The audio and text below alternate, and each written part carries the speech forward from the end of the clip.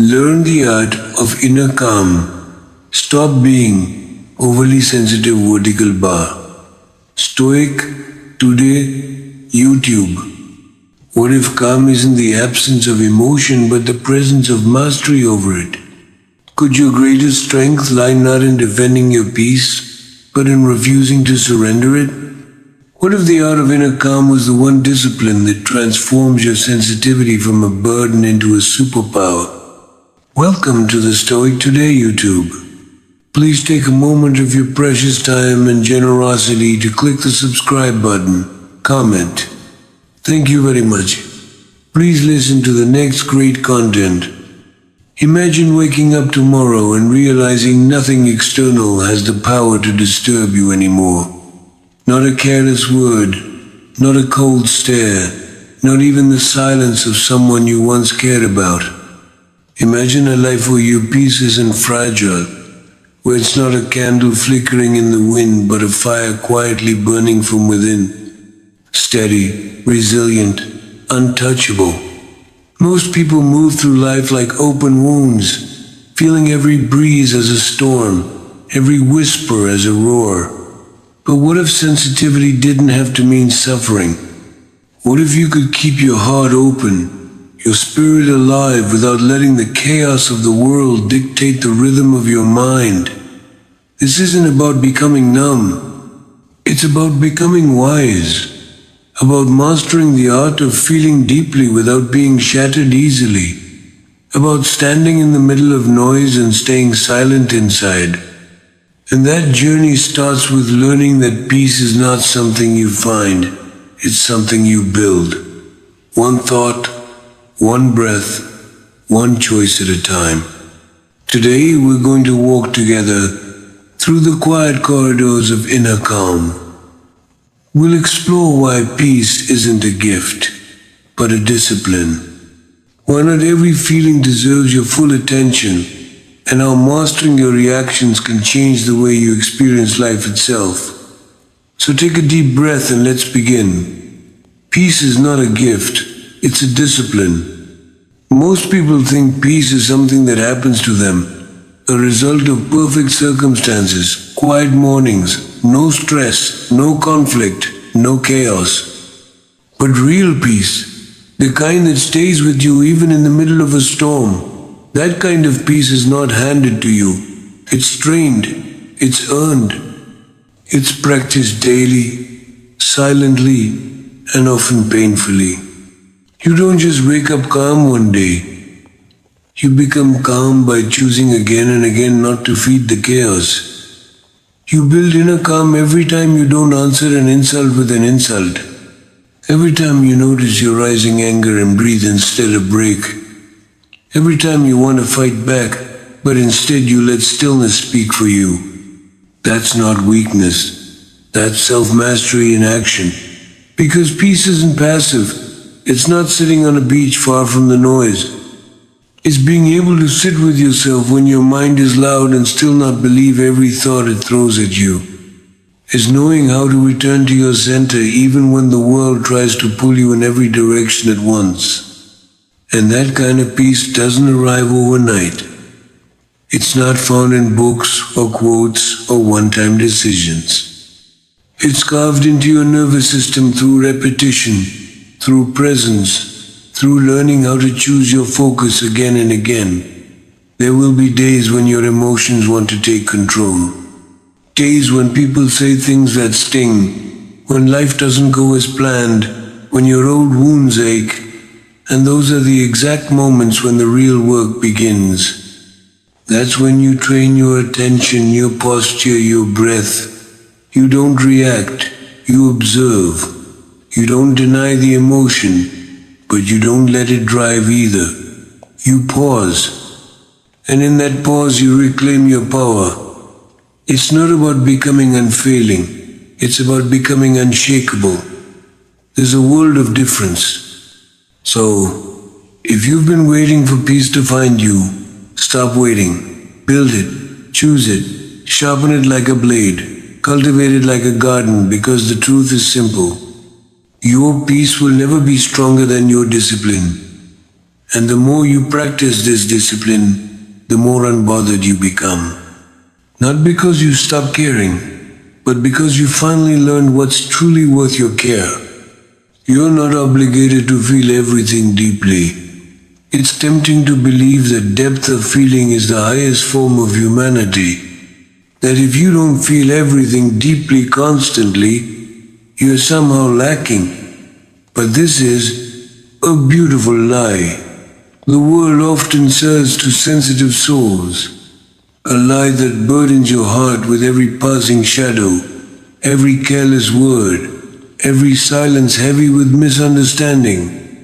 The truth is, you are not required to live at the mercy of everything you encounter. You are not obligated to turn every passing discomfort into an emotional wound. Feeling is natural, but drowning in every ripple of life is not strength, it's self-abandonment. When you feel everything too deeply without filter or reflection, your mind becomes a battlefield where even minor skirmishes leave deep scars. Every unanswered message feels like rejection. Every disagreement feels like betrayal. Every distance feels like abandonment. But life isn't always speaking in catastrophes. Most of the time, life is neutral. It's our interpretation magnified through the lens of unchecked sensitivity that turns neutral events into personal tragedies. You have the right, the duty even to step back and see things clearly, to ask, is this truly about me? Or is this a projection of my fears, my old wounds, my unhealed places? You are not a character in everyone's story. You are not responsible for reading hidden meanings into every silence or deciphering every flicker of expression on someone's face. Sometimes people are distracted. Sometimes people are dealing with storms of their own you cannot see. Their behavior is rarely a reflection of your worth. It's a reflection of their journey. When you learn to filter reality through clarity instead of raw emotion, you don't become cold, you become conscious. You stop bleeding for battles that were never yours to fight. You stop draining your spirit trying to decode the intentions of people who can barely understand their own hearts. You step out of the exhausting theater of assumptions and you choose peace instead. Think about it. How many moments of your life have been wasted interpreting, reinterpreting, and reliving events that meant little to nothing in the grand flow of your existence? How many sleepless nights? How many strained smiles? How many unnecessary apologies or self-loathing? Spirals came from giving too much meaning to things that were never about you in the first place. There's profound liberation in realizing that not everything deserves your emotional investment. That your empathy, your attention, your heart, these are sacred resources. They deserve to be given with intention, not scattered carelessly over every minor disturbance. You are allowed to say, this isn't mine to carry, this doesn't define me. This moment, this silence, this light, it does not deserve a throne in my mind. You can observe the waves of emotion without drowning in them. You can feel the sting of a moment without letting it anchor itself in your soul. You can witness the unfolding of life without losing yourself to every shifting wind. And ironically, when you stop overfeeling, you actually feel more authentically. You feel with greater depth, not greater chaos. You experience emotions as they are, not amplified, not distorted, but pure, immediate, real. You give yourself space to grieve when grief is true, to celebrate when joy is real, to connect when connection is mutual. Without the constant background noise of overreaction, your emotional life becomes richer, not poorer. This discipline of feeling what's true without magnifying what's fleeting is not a denial of sensitivity, it is the elevation of it. It is taking the raw material of empathy and sculpting it into wisdom.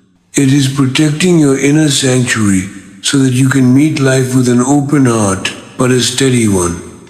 So the next time you catch yourself spiraling over an unanswered text, a distracted conversation, a moment of coldness from someone you love, pause, ask yourself, is this truly about me? Step back, let go, choose clarity over assumption, choose peace over emotional exhaustion. Because you are not obligated to turn your heart into an open wound for every passing moment. You are allowed and deeply encouraged to protect the sacred ground of your mind, to reserve your depth for what truly deserves it.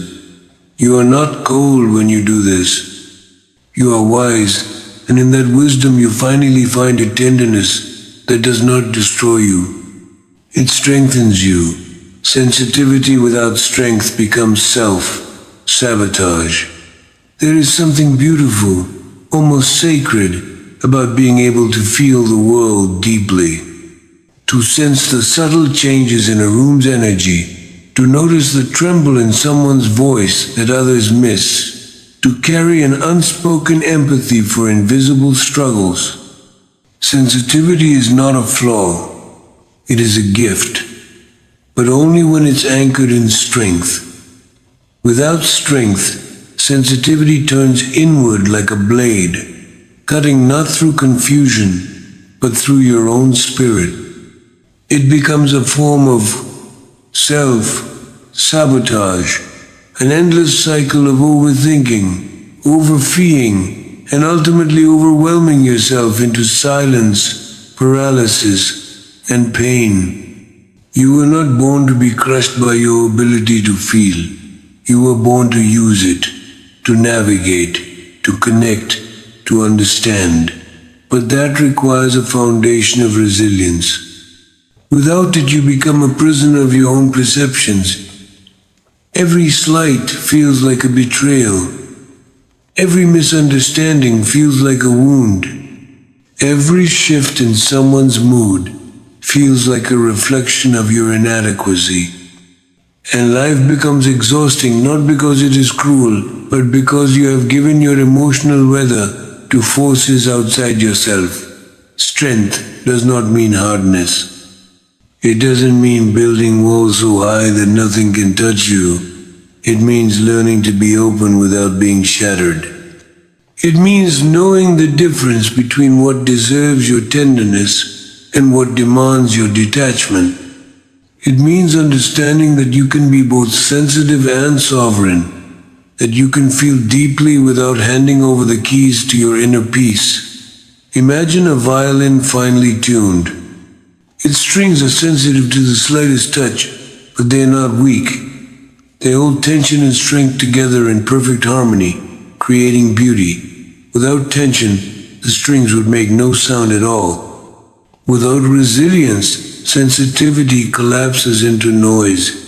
In the same way, your emotional sensitivity needs the strength of clear boundaries, of conscious self-respect, of deliberate focus. Otherwise, you end up absorbing pain that isn't yours, carrying responsibilities you were never meant to bear, and interpreting life through the lens of constant vulnerability rather than balanced awareness. And there's another trap. When sensitivity is left unchecked, it often leads to self-centeredness without meaning to. Every experience becomes about you. How you were hurt, how you were misunderstood, how you were neglected. You begin to live through the lens of your wounds, interpreting the world as a series of personal offenses.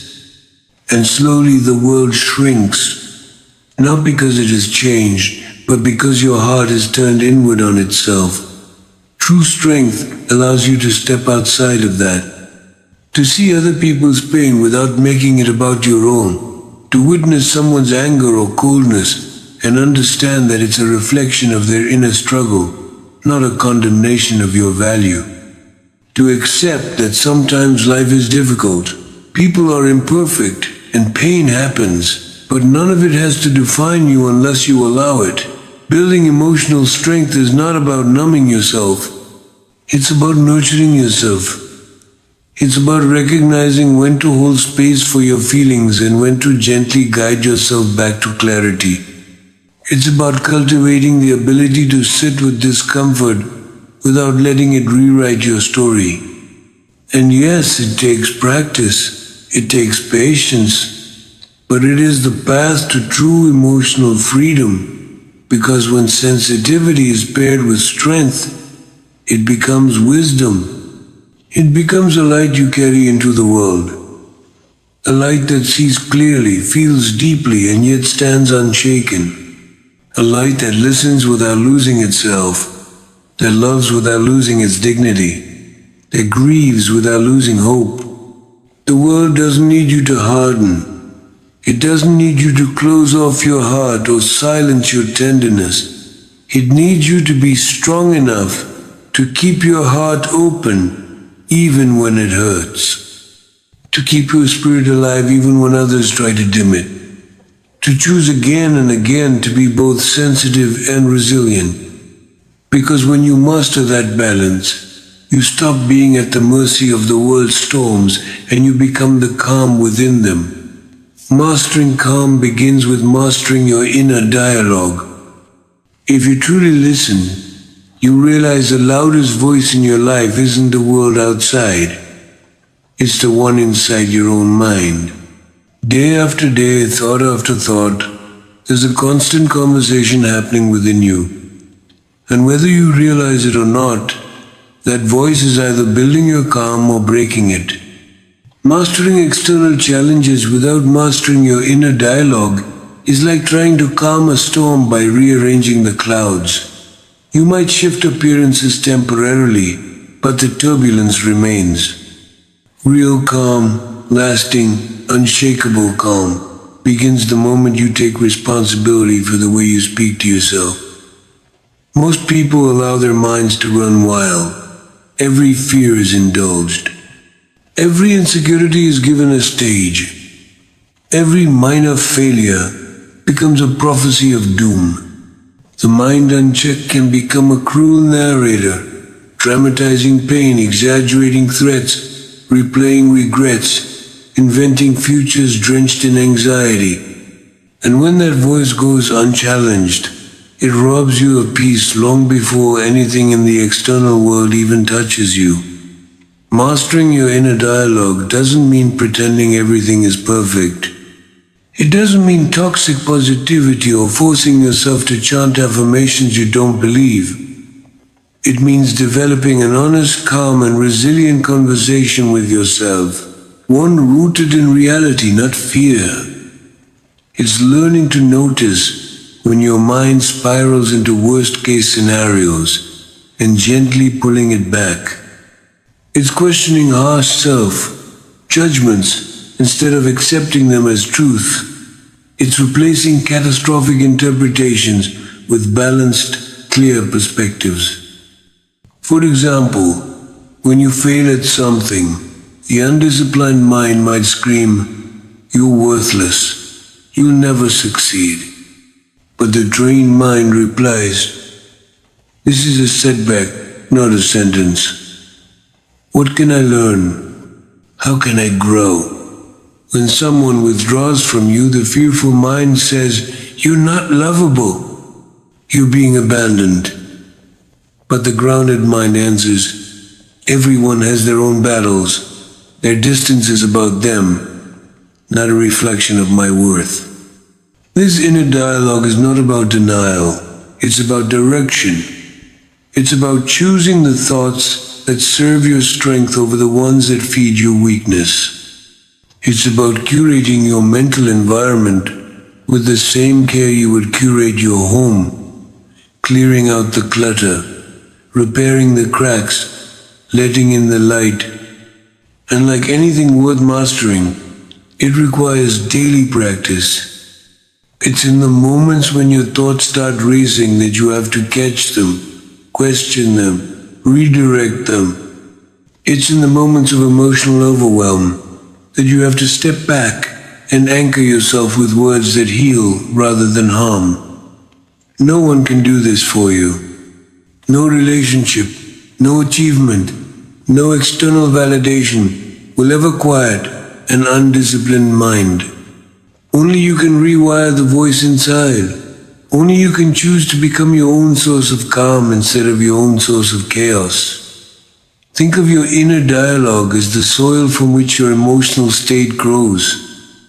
If you plant seeds of fear, self-criticism, and panic, don't be surprised when anxiety blooms. But if you plant seeds of patience, perspective, and resilience, calm will be the natural harvest. Marcus Aurelius wrote, "You have power over your mind, not outside events." Realize this and you will find strength. Those words are not just philosophy. They are a map, a reminder that peace is not a passive state gifted to the lucky few. It is an active practice, an inner discipline, a daily choice to guide your mind instead of being dragged by it. So the next time your heart pounds, your mind races, your fear surges, pause, listen. What is your mind saying to you?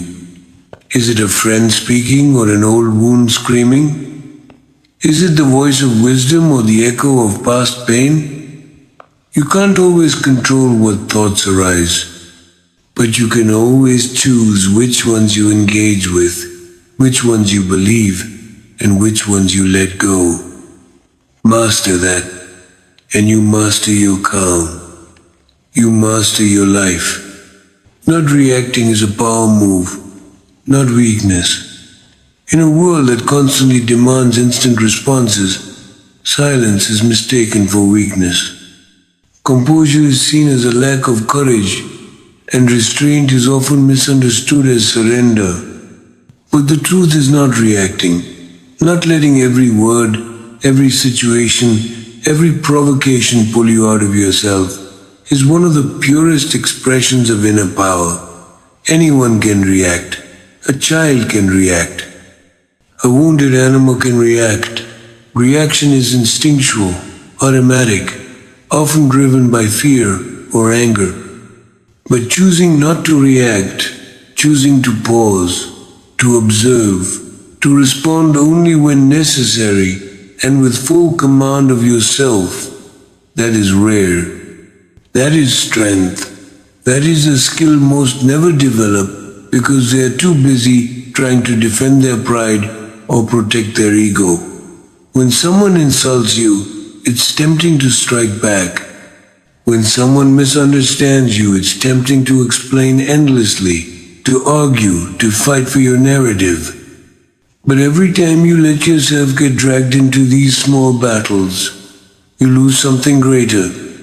Your center, your clarity, your calm. Learning not to react doesn't mean you allow injustice. It doesn't mean you accept disrespect. It means you don't hand your emotional state over to every passing wave of external chaos. It means you are strategic with your energy. You recognize that not every battle is worth fighting. Not every opinion needs correcting. Not every slight deserves your attention. There's a profound kind of dignity in being able to say, I see what's happening, and I choose peace over performance. Not because you are weak, but because you are strong enough to understand that real victories are often invisible. That walking away from drama isn't a retreat, it's an advance toward higher ground. Think about the greatest leaders, the wisest teachers, the calm souls you admire. They are not the ones frantically defending themselves against every critic or lashing out at every offense. They are the ones who stay rooted, who speak only when their words can make a difference, who know when silence speaks louder than noise. Seneca once said, "He who angers you conquers you." And when you think about it, it's true. Every time you react impulsively, you give your power away. You become a puppet in someone else's hands, a mirror reflecting their chaos instead of a light shining from your own source. But when you refuse to react, you create space, space to think, space to breathe, space to choose a response aligned with who you are, not who the moment tries to make you. This practice isn't easy. It requires an immense amount of self-awareness and humility. It requires you to be okay with not always having the last word, not always being understood, not always proving your worth to those who refuse to see it. But it frees you. It liberates you from the exhausting, endless game of emotional ping pong that most people are trapped in every day. It allows you to move through life like a mountain moves through storms, steady, unshaken, dignified. It allows you to build relationships based on real understanding, not reactive outbursts. It allows you to conserve your energy for what truly matters, your growth, your purpose, your peace. So the next time someone tries to bait you into an argument, the next time life throws a petty annoyance your way, remember, reacting is easy. Mastery is choosing when and how to respond, and often choosing not to respond at all. Every moment you stay rooted when you could have been rattled, you are not losing. You are winning the only battle that ever really mattered. The battle over yourself. Don't take things personally. Most people act from their own wounds. One of the greatest freedoms you will ever experience is the realization that not everything is about you. That the way people speak to you, treat you, even betray you, often says far more about the state of their own hearts than it does about your worth. But until you see this clearly, you remain vulnerable, open to being wounded by every sharp word, every cold glance, every unmet expectation. Most people are carrying invisible wounds.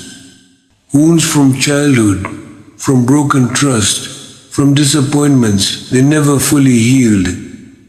These wounds shape the way they see the world, the way they speak, the way they treat others, including you. When someone lashes out in anger, it often isn't because you deserve it, it's because they haven't learned to soothe their own pain. When someone withdraws in silence, it often isn't because you failed.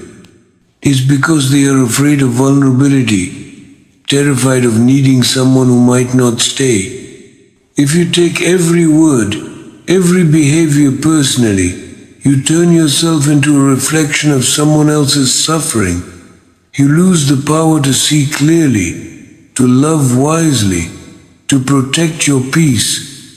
You begin to dance to the tune of wounds that aren't even yours. And in doing so, you hand over the keys to your emotional well-being to people who may not even know how to hold their own. Learning not to take things personally doesn't mean you tolerate mistreatment. It means you understand the source of it. It means you develop enough inner stability to say this behavior reflects their journey, not my value. It means you stop building your self-image on the unstable ground of other people's brokenness. Imagine for a moment how much lighter your life would feel if you didn't internalize every slight. If you could meet someone's anger with curiosity instead of defensiveness. If you could meet their distance with compassion instead of panic. If you could meet their coldness with the simple understanding that not everyone is capable of meeting you where you are. And that's okay. It doesn't make you better than them. It makes you freer than the version of yourself that once needed every person to validate your worth. Every conversation to confirm your value. The Stoics taught that it's not events themselves that disturb us, but our judgments about them. And nowhere is this more obvious than in the way we personalize the behavior of others. When we drop the assumption that everything is a commentary on us, we create space to see others more clearly, and space to protect the quiet strength within ourselves. Someone's harsh words may be a reflection of their inner war. Someone's indifference may be a shield they built after being hurt too many times. Someone's betrayal Maybe the echo of wounds they never had the courage to heal. And yes, sometimes people will mistreat you intentionally. But even then, recognizing that their actions flow from their own brokenness doesn't excuse them. It simply releases you from the need to carry their pain any longer. You were never meant to be the battleground for other people's unresolved struggles. You are here to live, to grow, to love, without chains tied to the unhealed parts of others. So the next time you feel hurt by someone's words or actions, ask yourself, is this truly about me? Or is it about something inside them that has nothing to do with me? Let that question be your shield. Let it guard your heart against unnecessary suffering. You are allowed to love people and not carry their pain. You are allowed to set boundaries without feeling guilty. You are allowed to protect your peace without needing to justify it to anyone. The more you practice this, the lighter you become, the freer you become. You walk through life less burdened by every misunderstanding, every disappointment, every moment of rejection, because you know that your value isn't negotiable, and it certainly isn't defined by the wounded hands of others. You begin to live with a kind of quiet nobility, not because you are untouched by life, but because you finally refuse to let life steal the sanctuary you've built inside. Build emotional boundaries, not emotional walls. It's easy after enough pain to believe that the answer is isolation, that if you simply wall yourself off, if you build the barriers high enough, thick enough, strong enough, nothing can ever hurt you again. And there's some logic to that idea. If no one gets close, no one can wound you. But what you also lose behind those walls is connection, joy, growth, life itself. There is a difference, a profound difference between building boundaries and building walls. Boundaries protect your peace while keeping your heart open. Walls protect your fear while imprisoning your heart. Boundaries are conscious, deliberate, and wise. Walls are reactionary, rigid, and suffocating. When you build emotional boundaries, you are saying to the world, this is where I end, and you begin. This is what I allow in, and this is what I protect. You are not closing yourself off. You are creating a safe space within yourself where your worth is preserved, your emotions are honored, and your energy is directed toward what matters. Healthy emotional boundaries are not about pushing people away. They are about inviting the right people closer and recognizing without bitterness that not everyone deserves a seat at your table. They are about protecting the sacred garden of your inner life from the weeds of manipulation, guilt, or emotional chaos that others may unknowingly or knowingly bring. But walls, on the other hand, are built out of fear, not wisdom. They are reactions to past wounds, not reflections of present truth.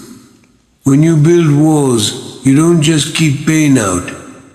You keep love out too. You keep growth out. You trap yourself inside a fortress that eventually becomes a prison. And while the hurt may not reach you as easily, neither will healing. The art lies in discerning when to open, when to close, when to step forward, and when to step back.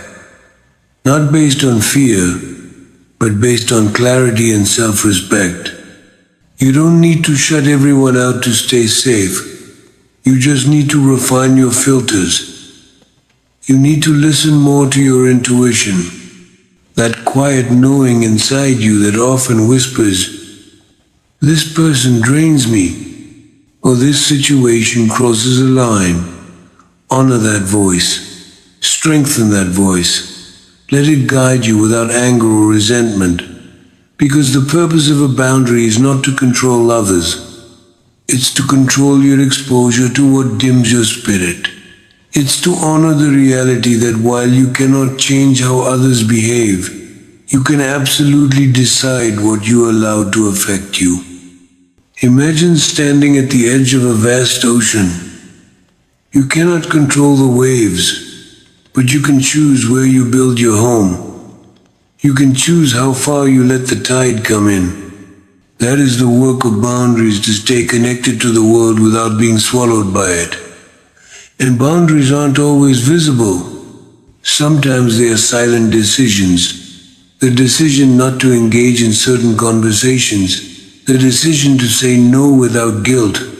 The decision to walk away when your peace is no longer respected. These are boundaries drawn not in anger but in wisdom and self-love. Seneca once said, "Associate with those who will make a better man of you. Welcome those whom you yourself can improve." This isn't about elitism.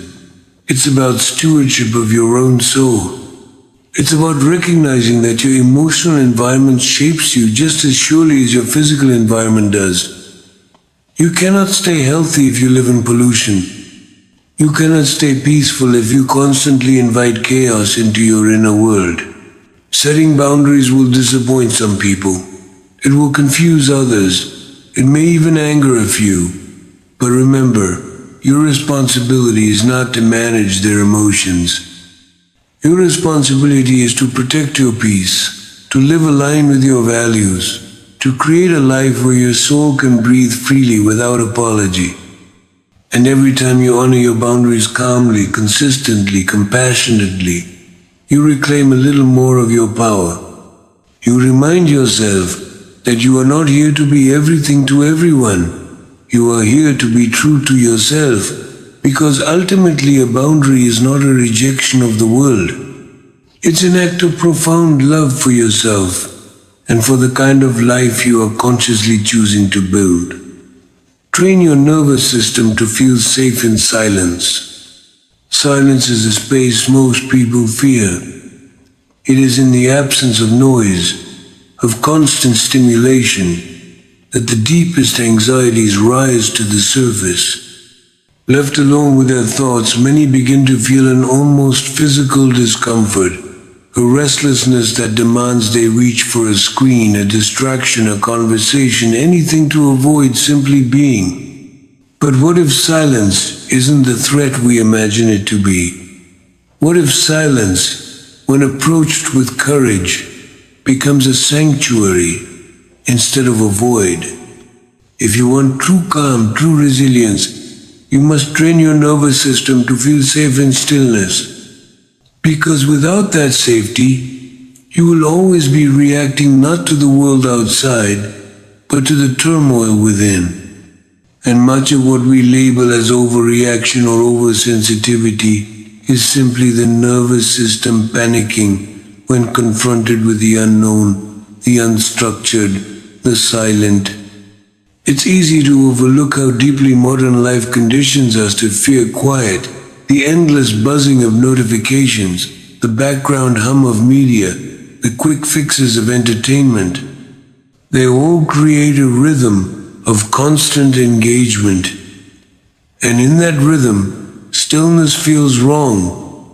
It feels like something is missing. It feels unsafe.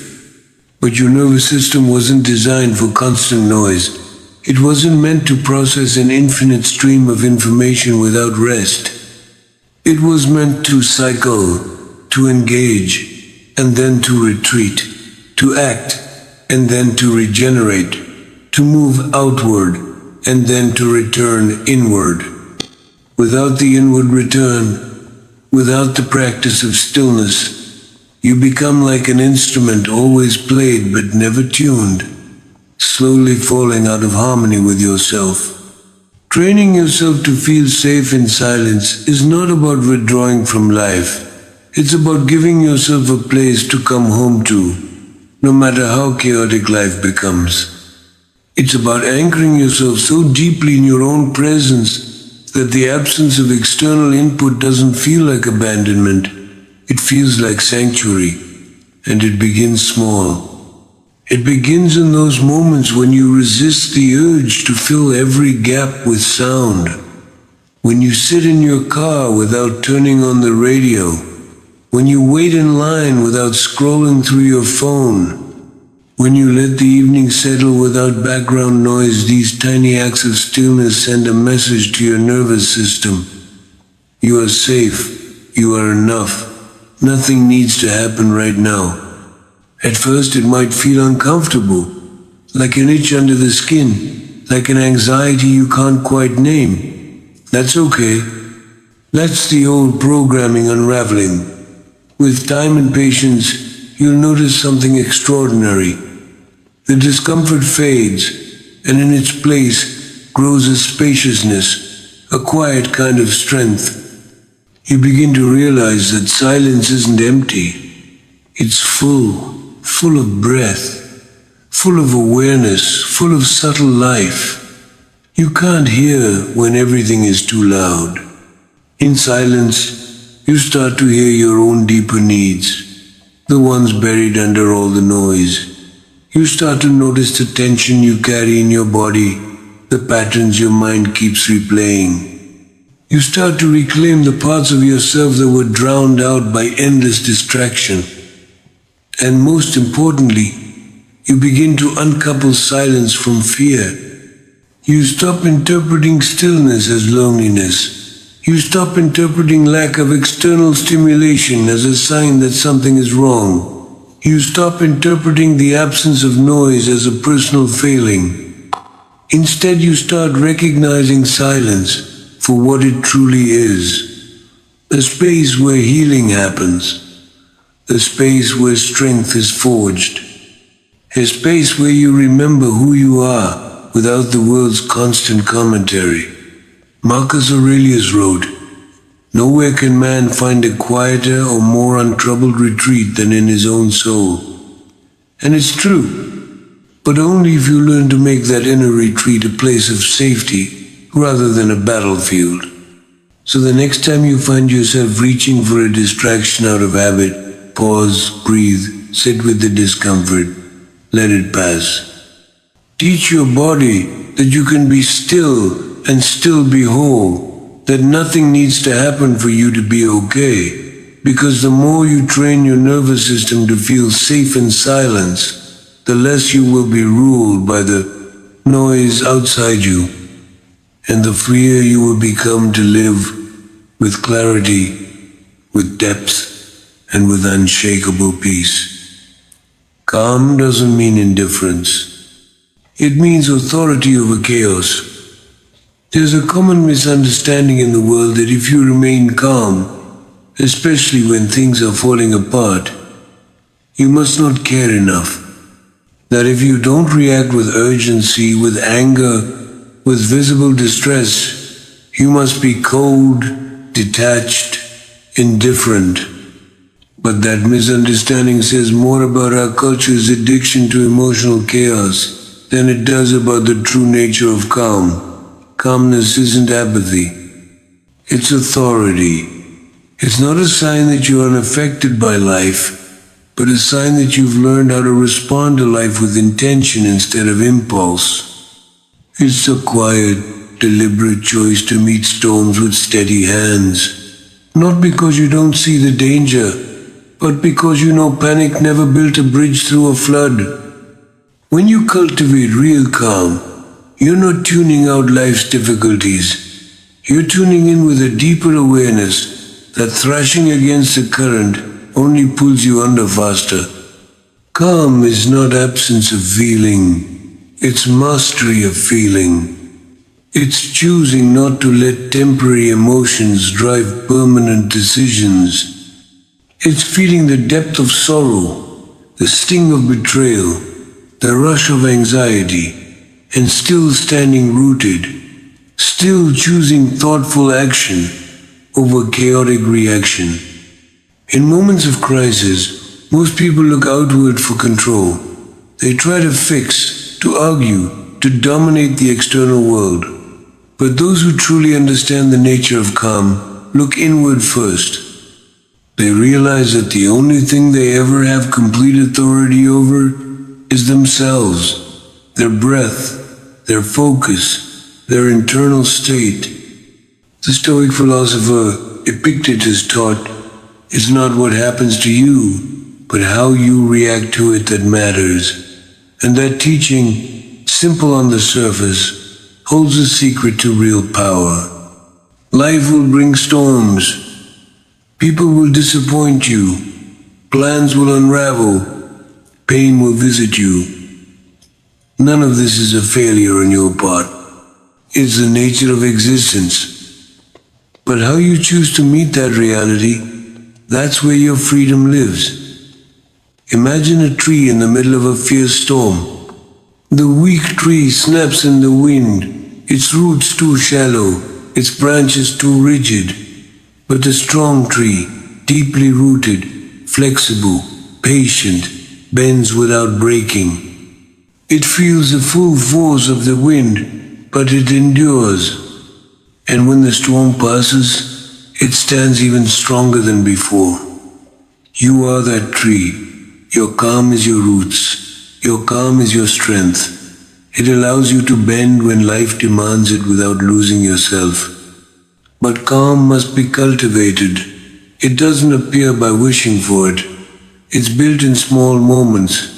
When you choose to pause before speaking harshly, when you breathe through irritation instead of lashing out, when you witness your own fear without letting it become your master. It's built when you choose not to escalate a conflict just to prove a point.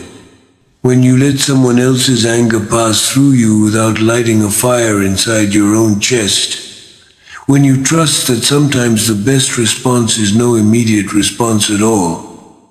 And the more you practice this kind of calm, the more others will misunderstand you. Some will accuse you of not caring. Some will try to provoke you, mistaking your silence for weakness. Some will think they have the upper hand when you don't argue back. But in time, you'll see none of that matters, because the goal was never to win arguments or impress the loud.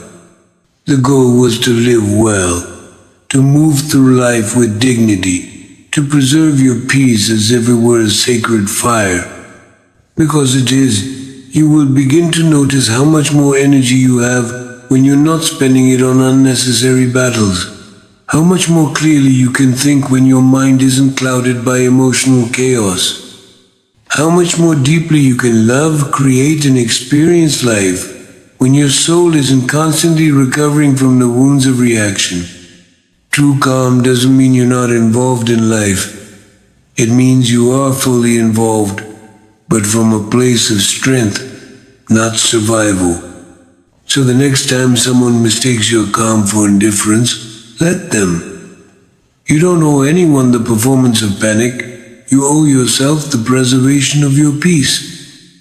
Because in the end, calm isn't about withdrawing from life. It's about showing up fully with open eyes, open heart, and unwavering control over your own inner world. Your peace is sacred. Protect it ruthlessly.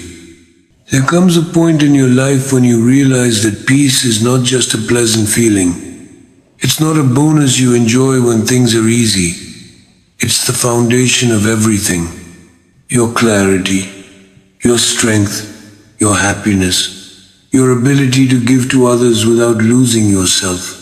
And once you recognize how sacred your peace truly is, you stop treating it like it's negotiable. You start protecting it the way a flame protects its last breath of oxygen in a storm. Fiercely, unapologetically, and without hesitation. Your peace is the center of your life. It's what allows you to respond rather than react. To think clearly when others panic. To love deeply without losing your own identity. Without it, every other part of your existence begins to suffer. Your work suffers, your relationships suffer, your dreams fade, your health erodes. Peace isn't a luxury, it's oxygen for the soul. And yet, how often do we give it away cheaply?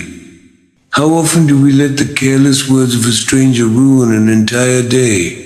How often do we open our hearts to people who have shown us time and again that they only know how to take, not give? How often do we stay in places, conversations, habits that drain us simply because we're afraid to choose ourselves?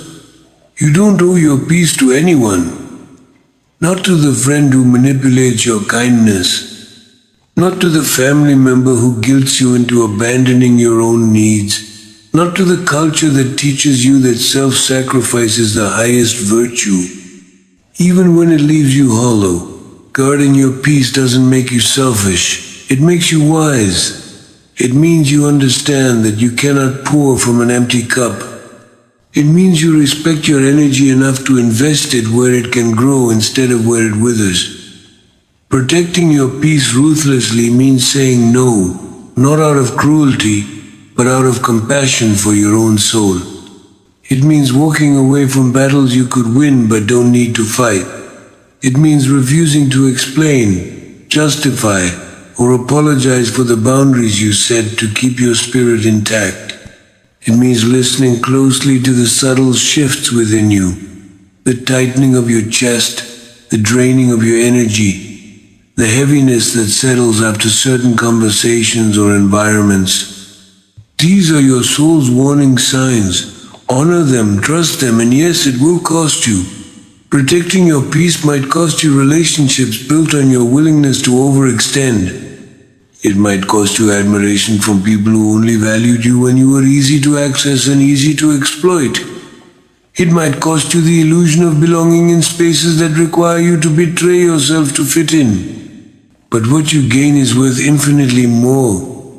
You gain a life that feels like yours. You gain mornings that begin in calm, not in dread. You gain evenings where your mind is quiet enough to hear your own dreams again. You gain relationships that are mutual, nourishing, real, built not on obligation, but on authenticity. Marcus Aurelius once wrote, "The tranquility that comes when you stop caring what they say or think or do, only what you do." This is the heart of protecting your peace, focusing not on managing the world around you, but on mastering the world within you. You are the guardian of your inner world. You are the protector of your own light. And there is no higher duty, no greater responsibility. So be kind, but be clear. Be open, but be discerning. Love deeply, but love yourself enough to walk away when loving others demands you abandon your own soul. Protect your peace like your life depends on it, because in every meaningful way it does. And as you do, you'll find something extraordinary. The world outside may rage, may roar, may crumble, but within you there will be a stillness that no storm can touch. True inner calm isn't found in escaping the world. It's found in learning how to move through it without letting it move through you. It's found in building a shelter inside yourself, strong enough to stand even when everything outside shakes. And that shelter is built choice by choice, moment by moment. When you stop treating peace as a luxury and start treating it as your deepest responsibility, everything changes. You react less. You see more. You carry yourself differently, not with hardness, but with quiet strength. Not with apathy, but with unwavering clarity about who you are and what you allow into your heart. This isn't a path of isolation. It's a path of conscious living. It's the realization that your sensitivity is not a curse to be hidden, but a gift to be protected. That silence isn't emptiness, it's fullness. That boundaries aren't selfish, they're sacred. And that true calm isn't about feeling less. It's about choosing your feelings with wisdom, not weakness. You owe it to yourself and to the life you're meant to live, to guard your peace as fiercely as you would guard the flame of your own soul. Because in the end, it's not about proving anything to the world. It's about creating a world within you that no storm can shake. If this journey resonated with you today, I invite you to carry this calm forward. Protect it, strengthen it, let it shape the way you walk through the noise of life, not untouched by pain, but unbroken by it. And if you found value in this conversation, take a moment to share it with someone who might need this reminder too. Thank you for being here, for choosing reflection over reaction, stillness over chaos, and strength over noise. Until next time, stay rooted, stay present, and stay fiercely at peace. Thank you for listening and subscribe. Comment on the channel